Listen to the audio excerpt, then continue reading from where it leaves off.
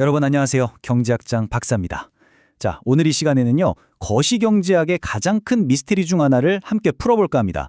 바로 물가와 실업의 관계에 대한 이야기인데요. 한때는 정말 찰떡궁합처럼 보였던 이 둘의 관계가 어느 날 갑자기 사라져버렸거든요.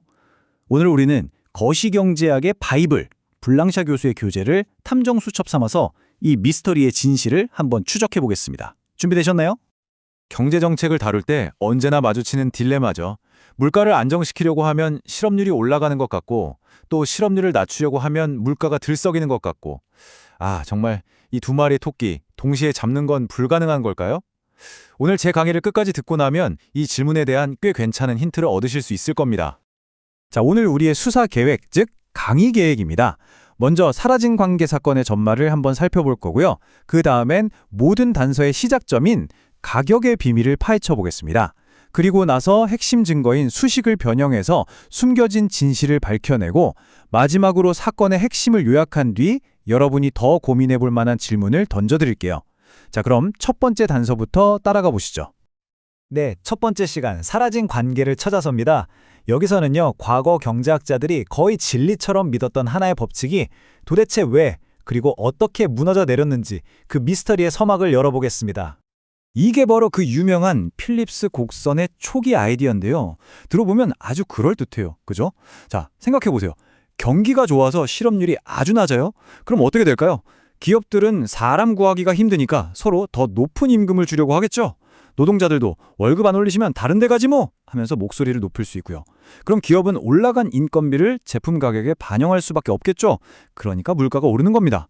반대로 실업률이 높으면 임금도 물가도 안정되고요. 아주 깔끔하고 완벽한 관계처럼 보였죠? 그런데 말이죠. 1970년대에 이 아름다운 공식이 그냥 박살이 나버립니다. 실업률은 높은데 물가까지 미친 듯이 오르는 정말 최악의 시나리오, 바로 스태그플레이션이 세계 경제를 덮친 거죠.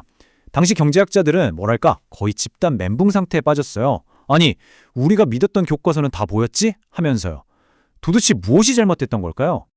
자, 이제 두 번째 장으로 넘어가 보겠습니다. 이 미스터리를 풀 열쇠는요, 의외로 아주 기본적인 곳에 숨어 있었습니다. 바로 기업들이 가격을 어떻게 정하는가 하는 그 메커니즘이죠. 맞습니다. 모든 것은 가격에서 시작됩니다.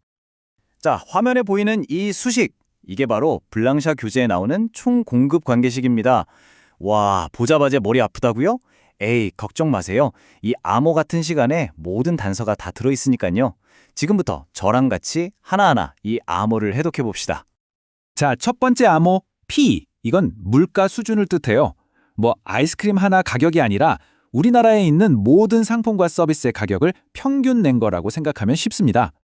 다음은 P 위에 조그맣게 2가 붙어 있죠? 이게 바로 예상 물가 수준입니다.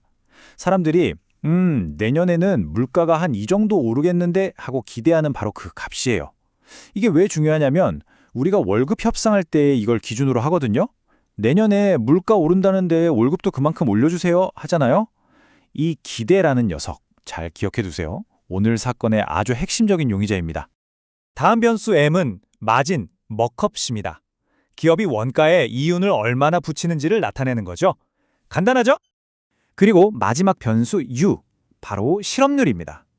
이 수식은 실업률이 높을수록 노동자들의 협상력이 약해져서 임금 상승 압력이 줄고 그래서 결국 물가, P가 낮아진다는 기존 필립스 곡선의 아이디어를 그대로 담고 있습니다. 자, 이제 등장인물들 소개는 끝났으니 본격적으로 사건을 파헤쳐보죠. 좋습니다. 이제 세 번째 장, 여기서부터가 진짜 하이라이트입니다. 우리가 가진 이 수식이라는 증거를 살짝 비틀어서 1970년대의 미스터리를 풀어줄 새로운 단서를 찾아낼 겁니다. 지금부터 우리가 할 작업은요, 이 수식을 변신시키는 겁니다.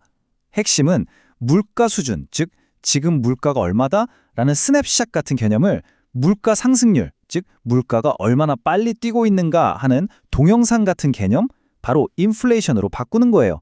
관점의 전환이죠. 그 첫 번째 단계는 아주 간단합니다. 수식 양쪽을 똑같이 작년의 물가 수준, 즉 PT-1로 나눠주는 겁니다. 교수님, 갑자기 왜 나눠요? 궁금하죠? 조금만 기다려보세요. 곧 마법 같은 일이 벌어집니다. 자, 보세요. 양변을 나눴더니 이런 형태가 됐습니다. 좌변은 올해 물가 나누기 작년 물가가 됐고 우변의 예상 물가도 작년 물가로 나눠졌죠. 이제 거의 다 왔어요. P가 파이, 즉 인플레이션으로 변신할 준비가 끝났습니다. 바로 이 부분이 이 변환의 핵심이에요. 올해 물가를 작년 물가로 나눈 값은 수학적으로 1 더하기 올해 인플레이션율로 근사할 수 있어요. 예를 들어 볼까요? 작년 물가가 100이었는데 올해 105가 됐다. 그럼 인플레이션율이 5%잖아요? 105 나누기 100은 1.05죠. 어때요? 1 더하기 0.05. 똑같죠? 바로 이 간단한 원리를 이용해서 P를 파이로 바꿔치기 하는 겁니다. 이게 바로 경제학의 마법이죠. 그리고 마침내 P가 있던 자리에 파이, 즉 인플레이션이 등장했습니다. 이제 이 식은 물가 수준이 아니라 인플레이션과 기대 인플레이션 그리고 실업률 사이의 관계를 보여주는 새로운 식으로 완전히 탈바꿈한 거죠. 자, 이제 진실의 문이 거의 열렸습니다. 네 번째 장입니다. 자, 심호흡 한번 하시고요. 길고 긴 수사 끝에 드디어 이 미스터리의 진실이 밝혀지는 순간입니다. 1970년대에 갑자기 사라졌던 그 관계, 그 진짜 얼굴은 과연 무엇이었을까요? 바로 이겁니다. 최종적으로 정리된 새로운 관계식이죠. 이 식이 말하는 진실은 정말 놀랍습니다. 좌변을 보세요. 실제 인플레이션에서 기대 인플레이션을 뺀 값이죠? 이건 뭘까요? 바로 우리가 예상하지 못했던 깜짝 인플레이션이에요. 그리고 이 예상치 못한 인플레이션이 바로 우변의 실업률 유와 음의 관계, 즉 반비례 관계에 있다는 겁니다. 와, 엄청난 발견이죠? 자, 이제 모든 퍼즐 조각에 맞춰졌습니다. 과거 경제학자들의 착각은 물가 수준 그 자체와 실업률을 직접 연결하려고 했던 거예요. 하지만 진짜 관계는 그게 아니었던 거죠. 실업률은 인플레이션의 수준에 영향을 주는 게 아니라 인플레이션의 변화율에 영향을 준다는 겁니다.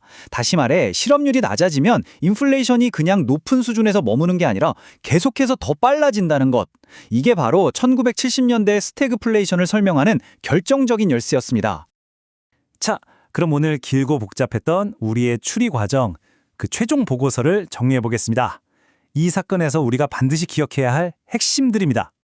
첫째, 예전에는 물가와 실업이 안정적인 반비례 관계라고 다들 믿었습니다. 둘째, 그런데 1970년대 스태그플레이션으로 이 믿음이 깨지면서 경제학은 큰 혼란에 빠졌죠. 셋째, 우리는 그 해답을 찾기 위해 총공급 곡선을 물가 수준에서 인플레이션으로 변환하는 과정을 거쳤고요. 넷째, 그 결과 우리는 실업률이 인플레이션의 수준이 아닌 변화와 관련이 있다는 놀라운 진실을 발견했습니다. 그리고 마지막으로 이 모든 관계의 중심에는 바로 사람들의 기대가 있다는 것. 이것이 오늘 강의의 가장 중요한 결론입니다. 자, 이제 오늘 강의를 마무리하면서 여러분의 지적 호기심을 자극할 마지막 질문을 하나 던져보겠습니다. 우리는 오늘 기대 인플레이션이 얼마나 중요한지 알게 됐습니다.